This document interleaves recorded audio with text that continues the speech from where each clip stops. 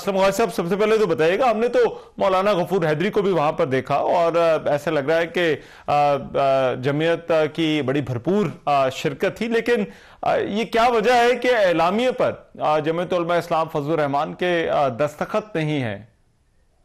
देखिए, हम इस प्रोग्राम में बहसीत मुबस्सर शरीक हुए थे। हम इन मुबस्सर के हैसियत से हमने अपना नुक्ता नज़र इसमें इनके सामने रखा और कामरान मुर्तज़ा साहब ने तफसीलन सारी वो बातें सामने रखी जो हमारे और पिछले दिनों पीटीआई के दरमियान में हुई, और आज तक उनके बाद पीटीआई हमें ऐसा लगता है कि हम मुजरिम हैं। और जब ये सूरत हाल होगी तो हम किसी इत्तेहाद का हिस्सा उनके साथ कैसे बनेंगे जिन्होंने कल हमारे साथ ये किया है। सलूक अभी चंद दिन पहले की बात है, और जब आखिरी वक्त तक वो हम उनके साथ टच में थे, और बहुत सी वीडियोज ऐसी मीडिया के पास मौजूद हैं जिसमें उन्होंने हमें अप्रिशिएट किया, और वो खुद हमें कहते थे कि हमारे 11-12 आदमी हाई टैक हो चुके हैं और एज इट इज अगर के पास होगी तो हम कहीं के नहीं रहेंगे। आज उनको ये एहसास हो रहा है कि आज वो कह रहे हैं कि हाई 26वीं तरमीम, हाई 26वीं तरमीम। तो क्या 26वीं तरमीम उस वक्त नजर नहीं आ रही थी जब हम पार्लियामेंट में जा रहे थे और ये खड़े होकर हमारे दरवाजे पे हमारी तारीफें कर रहे थे और कह रहे थे कि 26वीं तरमीम ठीक है? ये उनको उस वक्त नजर नहीं आ रही थी जब 26वीं तरमीम में 34 क्लासेस हम डिलीट करवा रहे थे? उस दिन ये नजर नहीं आ रही थी जिस दिन जनाब हमने इनके कहने पर आईनी अदालत की जगह आईनी बेंच लेके आए। तो ये आईनी बेंच तो इनकी ख्वाहिश थी, हमारी ख्वाहिश तो नहीं थी। कि इन्हीं की ख्वाहिश पे बना है, किसी भी और पार्टी की ख्वाहिश नहीं थी। तो आज वो उससे डिनाई कर रहे हैं, पीछे हट रहे हैं और ऐसा महसूस करा रहे हैं जैसे हमने को चोरी की है, हमने दगा दिया है। इसका तो फिर इत्तेहाद नहीं करते। जब आपके साथ ट्रस्ट डेफिसिट होगा तो फिर कैसे गाड़ी चलेगी आगे? आपने जुमा 8 दिन में जो कुछ हुआ उसके ऊपर आप क्या कर रहे हैं और आगे जाके हमारे साथ क्या करोगे? क्या हम तो पहले भी इत्तेहादों पे डटे हुए हैं, और आप सबको पता है कि हम पीडीएम में भी हमारे साथ क्या हुआ। हम इसी तरह डटे हुए हैं कि पीडीएम में भी हमारे साथी हुकूमत कर रहे हैं, हम आज भी खड़े तहरीक की शक्ल में खड़े हुए हैं। तो हम इस तरह की किसी इत्तेहाद का हिस्सा बनने के लिए उस वक्त तैयार नहीं है जब तक कि हमें बिल्कुल कॉन्फिडेंस ना हो। दूसरी बात यह कि हमारे और पीटीआई के दरमियान में 15-16 साल से जो बड़े बड़े अख्तिलाफात हैं, और आप सबको पता है हमने तो फिर भी बड़ा खुले दिल के साथ आगे बढ़े हैं। हमने 15-16 साल की गालियों को बर्दाश्त करने के बाद बड़े वसी दिल के साथ आगे बढ़े, और हम उन चीजों के लिए हमने 2 रुकनी कमेटी बनाई है, और कामरान मुर्तज़ा साहब थे और कैसर साहब थे, उन पर मुश्तमिल कमेटी थी। 10-12 दिन से वो हमने अपने जो क्वेश्चन था इनको दिया हुआ है, जो हमने लेटर साइन पे जारी किया है कि भाई ये हमारे तहफात हैं, इन पे हमें जवाब दो। 10-12 दिन हो गए उन्होंने हमें जवाब नहीं दिया, तो इसलिए तो हम मजबूरन हमें फिर सलामी पे हमने दस्तखत नहीं किए, और बहसीत चूंकि उन्होंने दावत दी थी तो बहसीत मुबस्सर तो हम गए और हमने अपनी बात सबके सामने रखी थी। लेकिन असद गौहर साहब, ये जो 26वीं आईनी तरमीम वाला मसला है, जब कोई तहरीक इंसाफ और जमीयत उलमा इस्लाम के जब राब्ते हो रहे थे, जो मुलाकातें हो रही थी, तो क्या वहां पर कहीं पर भी ये डिस्कस नहीं हुआ कि इस हवाले से ये जो कौमी यकजहती कॉन्फ्रेंस है इसमें ये मौक़िफ़ वो अपनाने वाले हैं या रखने वाले हैं? देखिए, हमें तो तारीफें की गई है, हमारी तो पार्लियामेंट के अंदर भी तारीफें की गई, पार्लियामेंट के बाहर भी की गई। और मैं एक बात आपको बताऊं कि आखिरी वक्त जब आजम नजीर तारड़ साहब पेश कर रहे थे उस वक्त भी कामरान साहब से कहा गया कि इसमें ये कॉमा और ये क्लास और ये ठीक करवा दो थोड़ा सा। बल्कि फिर कामरान साहब गए हैं बैरिस्टर गौहर साहब से अपोजिशन लीडर के कमरे में मिले। आज कामरान साहब ने उनके मुंह पे कहा कि आप आखिरी वक्त तक तो हमें से ये 26वीं आईनी तरमीम ठीक कराते रहे, आज आप कहते हैं 26, आप पूरी सियासत आपकी 26वीं आईनी तरमीम पे घूम रही है। तो ये मेरे ख्याल ज्यादती है। जब आप किसके साथ बैठते हैं, आप एक एक चीज उनके साथ बैठ के तय करते हैं, मामला तय करते हैं, तो फिर उसके बाद फिर ऐसा तासर देना कि जैसे हमने अकेले ही सब कुछ किया है, आप उसका हिस्सा नहीं है।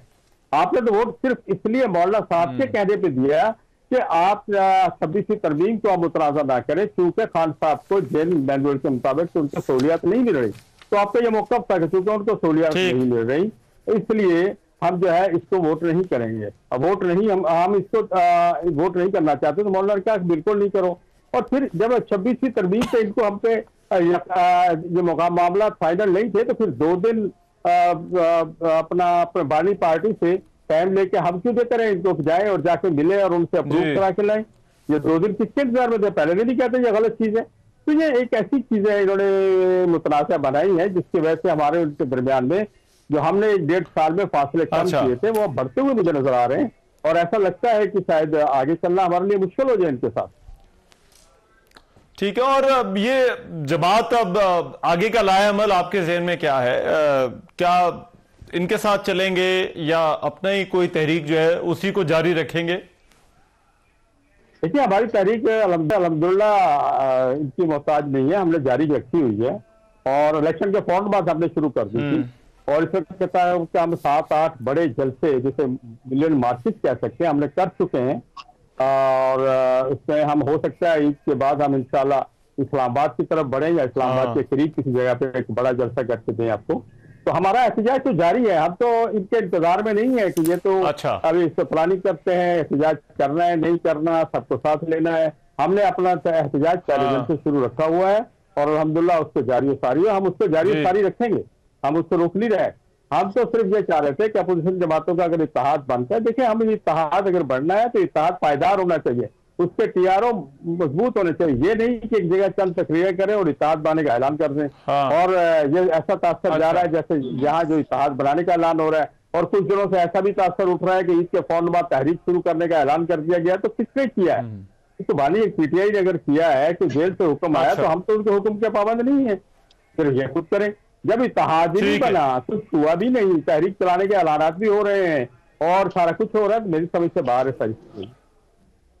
ठीक है, लेकिन अभी आपको कोई रास्ता ऐसा नजर आता है कि जमीयत और ये जो बाकी जमातें हैं जो इस प्लेटफॉर्म पर इकट्ठी हुई हैं वो कोई साथ चल सके?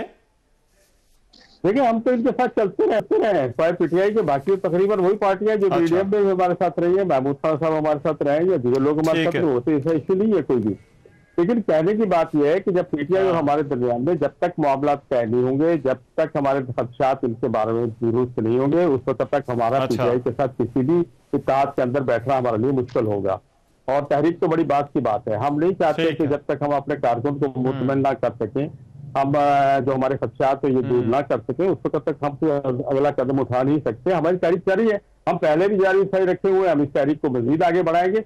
बाकी इंतखाबात का मतलब यह है कि साफ और शफाफ इंतखाबात का मतलब यह नहीं है कि इमरान खान की शक्ल में तब्दील करो और शहबाज शरीफ साहब की शक्ल में 2024 के इंतखाबात पहले से कर सामने ले और हम उसे कबूल कर लें। हमने तो वो तहरीकात भी जारी रखी जो 2018 में थी। पीटीआई तो आज कह रही है इंतखाबात जाली हुए हैं या इंतखाबात 47 के, हमने तो 2018 में कहा था कि उस वक्त भी हुकूमत सिलेक्टेड थी। हम उस वक्त भी इंतखाबात के जाली होने, इंतखाबात के साफ और शफाफ होने की तहरीक 2018 में जो मैंने शुरू की थी, जो मेरी पार्टी ने शुरू की थी, वो आज तक जारी और सारी है। 2024 में भी हम उसी स्टेज पे हैं, आज 2025 में भी हम उसी स्टेज पे खड़े हुए हैं। तो ये हजरात तो 2018 में कह रहे थे इंतखाबात बहुत अच्छे हुए हैं और अब 2024 में इनको इंतखाबात अच्छे नहीं लगे। तो ये सारी चीजें तो हैं जिससे खदशात हमारे हैं। तो हम तो अपनी तहरीक की जारी और सारी रखे हुए हैं, लेकिन साफ और शफाफ इंतखाबात के लिए, चाहे वो कल हो जाए, चाहे एक महीने बाद हो जाए, चाहे 6 महीने बाद हो जाए, पहले इंतखाबात का निजाम ठीक करना होगा। और मुल्क को इसके अलावा कोई दूसरा रास्ता मुल्क के लिए नहीं है। साफ और शफाफ इंतखाबात के लिए चाहे हुकूमत किसी की भी है, हमें उससे कोई एतराज नहीं है, लेकिन इंतखाबात साफ और शफाफ होने चाहिए। और जितनी जल्द होंगे उतनी जल्द इस मुल्क की माशी सूरत भी ठीक होगी, अमन अमान की सूरत भी ठीक होगी।